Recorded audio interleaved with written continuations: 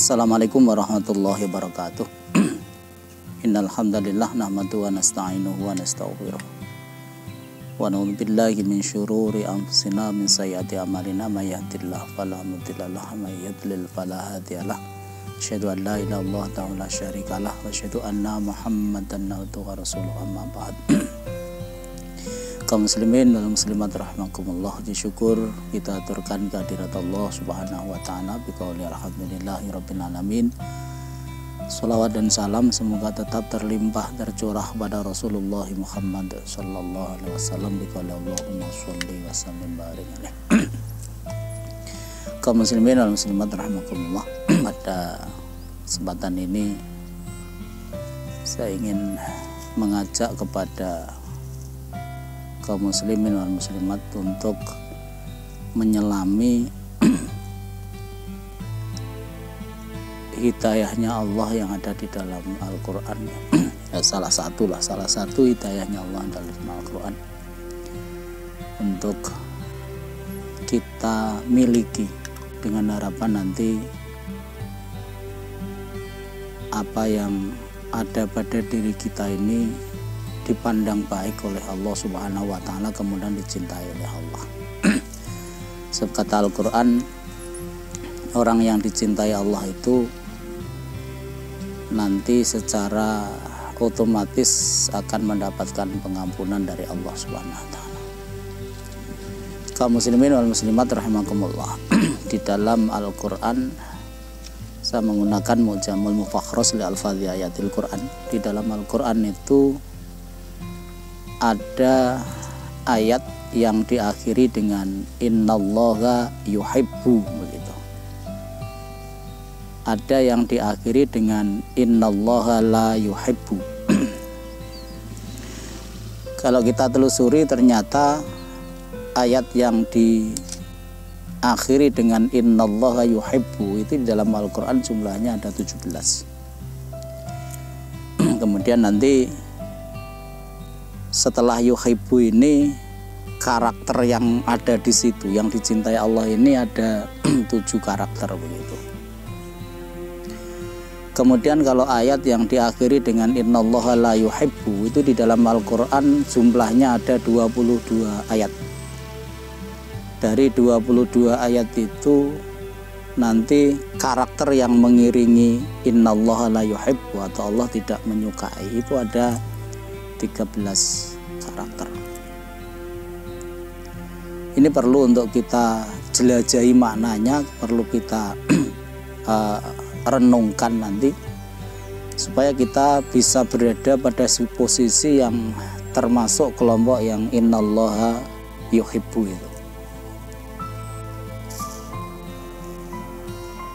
Ini penting karena Allah sudah menyampaikan di dalam Al-Quran surat Ali Imran ayat 31 itu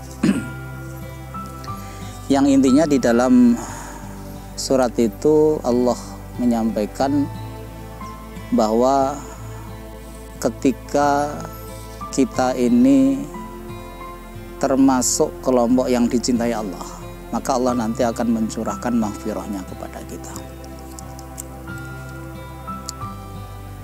Di sana Allah Subhanahu wa taala menyampaikan di dalam surat Ali Imran ayat 31 itu, Qul in kuntum tuhibbunallah fattabi'uni yuhibbukumullah wa yaghfir lakum dzunubakum. Katakanlah wahai Muhammad, tentu kalau ayat Al-Quran diawali dengan perintah kepada Rasulullah untuk menyampaikan sesuatu, maka sesuatu yang disampaikan itu tentu untuk kita. Qul in kuntum tuhibbunallah, bila kamu sekalian itu mencintai Allah, fattabi'uni, maka ikutilah aku. Jadi bukti kecintaan kepada Allah itu adalah mengikuti Rasulullah. Ini saya kira sudah menjadi sesuatu yang betul-betul melekat pada diri kita ini. Jadi salah satu bukti atau bukti otentik kecintaan kita pada Allah itu adalah kita ini mengikuti Rasulullah. Tetapi penjelasan yang akan kita sampaikan ini tentu di dalam kehidupan kita ini terasa berat manakala kita ini betul-betul secara utuh begitu menjalani kehidupan sesuai dengan apa yang dijalani Rasulullah. Mungkin untuk taraf yang sifatnya atau yang hukumnya itu wajib tidak begitu masalah, tetapi nanti pada sisi-sisi kehidupan yang itu sifatnya itu tidak wajib, kita ini terasa berat begitu untuk menjalani kehidupan yang persis seperti Rasulullah. Tentu yang wajib ini harus persis begitu. Misalnya sholat kita, puasa kita yang wajib, zakat kita, kemudian haji kita ini tentu ini sudah saya kira ittifaq kita semuanya sepakat bahwa kita harus betul-betul ikut. Cuma nanti ada sesuatu yang mungkin akan menjadi stressing kita masing-masing. Dari sisi mana kita itu bisa membidik cintanya Allah. Jadi dari sisi mana, dan ini saya kira antara satu orang dengan orang yang lain ini tidak mesti sama ya, tidak mesti sama. Jadi mungkin ada seseorang yang bisa membidik dari sisi tertentu, ada orang yang bisa membidik dari sisi tertentu yang mungkin ini yang paling sesuai dengan karakternya. Apa yang saya sampaikan ini berangkat dari sebuah pemikiran saya bahwa di dalam Al-Quran kita ini kan diperintahkan untuk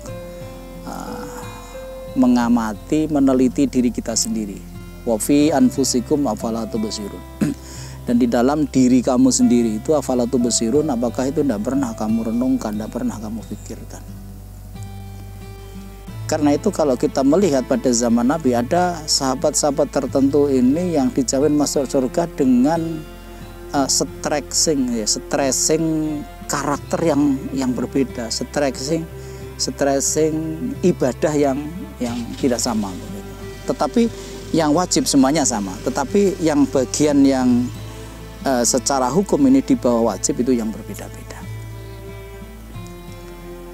Nah, di dalam Al-Quran ketika Allah menyebutkan ayat yang diakhiri dengan innallaha yuhibbu, yang tadi saya sampaikan karakternya itu ada 7 karakter, sebetulnya 8 tetapi yang 2 karakter ini dengan bahasa yang sedikit berbeda tetapi berakar dari akar kata yang sama.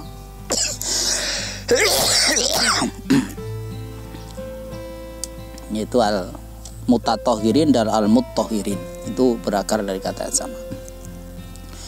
Dari 7 karakter yang ada itu, yang dicintai oleh Allah ini yang paling banyak itu yang disebut oleh Allah dengan istilah innallaha yuhibbul muhsinin.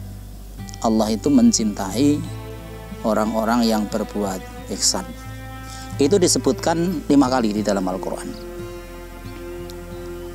Yang lain nanti ada yang disebutkan 3 kali, ada yang disebutkan 2 kali, ada yang disebutkan 1 kali.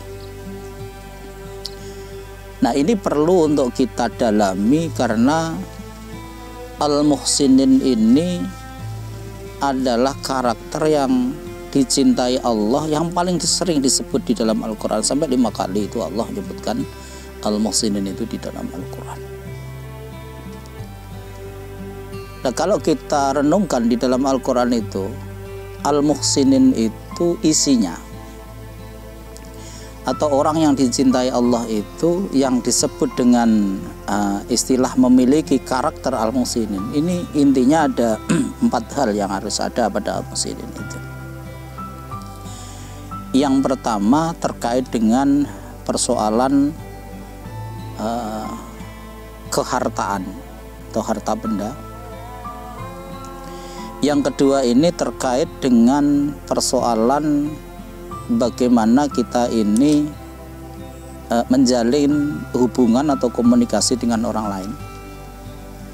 Kemudian yang ketiga ini terkait dengan kesadaran kita untuk memohon ampunan kepada Allah. Kemudian yang keempat ini terkait dengan kesadaran kita untuk betul-betul kita ini meninggalkan atau menjauhi apa yang menjadi larangan Allah. Jadi al-muslimin ini kisarannya 4 ini. Baik, untuk yang pertama ini saya ingin sampaikan dua isi dari al-muslimin. Yang pertama terkait dengan masalah harta.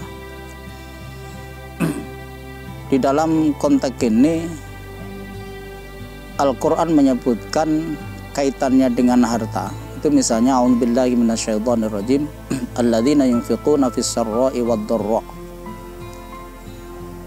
Orang yang muslimin ini adalah orang yang senantiasa secara terus-menerus begitu siap untuk menginfakkan sebagian hartanya fis-sarra'i wad-dharra, baik itu di dalam kondisi lapang maupun dalam kondisi sempit. Jadi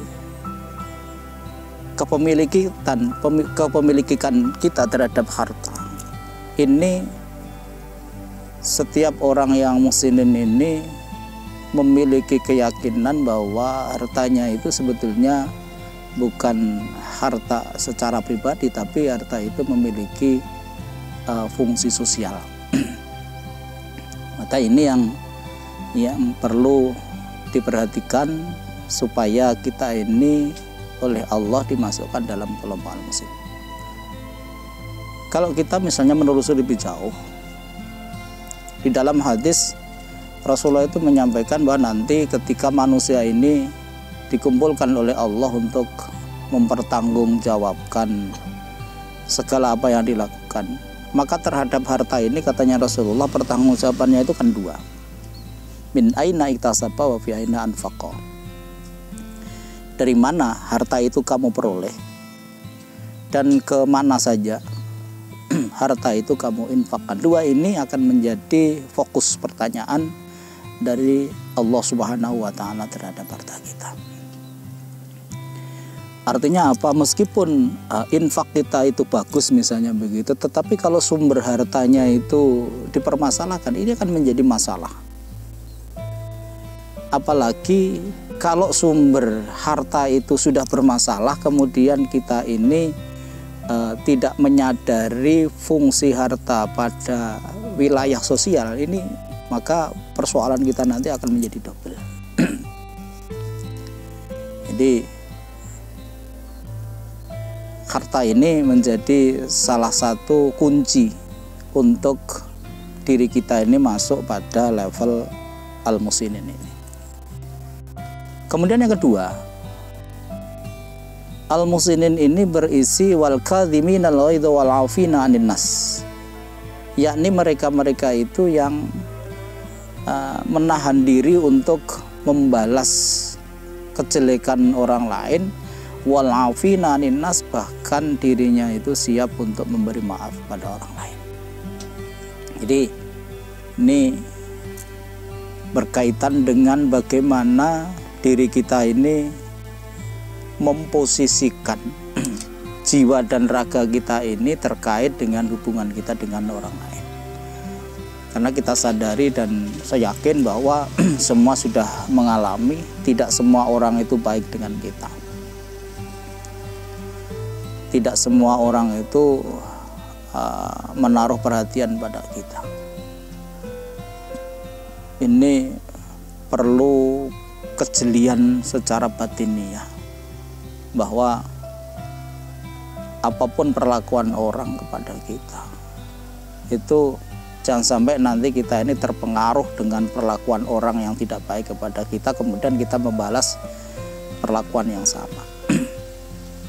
Islam mengajarkan sebetulnya kita memperlakukan orang lain ketika orang lain itu berbuat yang tidak baik kepada kita, kemudian kita itu memperlakukan yang sama, itu sebetulnya boleh selama kita ini bisa memperlakukan yang sama, tetapi itu tidak mengangkat level kita ini menjadi muslim.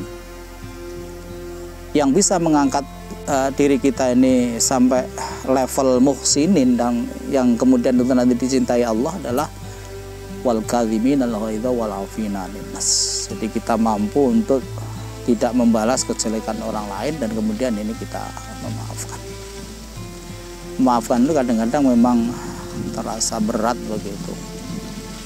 Tetapi ketika kita mampu melakukannya, maka secara otomatis kita ini derajatnya akan naik menjadi muhsinin yang kemudian dicintai oleh Allah, dan Allah akan mencurahkan maghfirahnya kepada kita sekalian. Kaum muslimin wal muslimat rahimakumullah. Dua hal ini yang ingin saya tekankan pertama, karena dua hal ini akan menjadi pintu masuk untuk sampai diri kita ini pada derajat al-muhsinun itu. Insyaallah nanti untuk pintu masuk yang ketiga dan keempat akan kita sampaikan dalam episode berikutnya. Mudah-mudahan Allah Subhanahu wa taala senantiasa memberikan tambahan hidayah dan taufik kepada kita sekalian. Dengan harapan bertambahnya hidayah itu akan menambah kesanggupan kita ini untuk menata batin. Karena sebetulnya kita ini tidaklah akan mampu untuk menjadi orang yang baik dalam pandangan Allah kecuali kalau kita ini mendapat hidayah dari Allah, mendapatkan taufik dari Allah. Nah, karena itu seringlah kita ini mendekat pada Allah, sering kita ini taqarrub ilallah, dengan harapan mudah-mudahan Allah membantu kita ini untuk menjadi orang yang dicintainya. Mudah-mudahan ada manfaatnya, ada kekurangan, mohon maaf yang sebesar-besarnya. Nasrun minallah wa fathun qarib wa basyiril mu'minin. Assalamualaikum warahmatullahi wabarakatuh.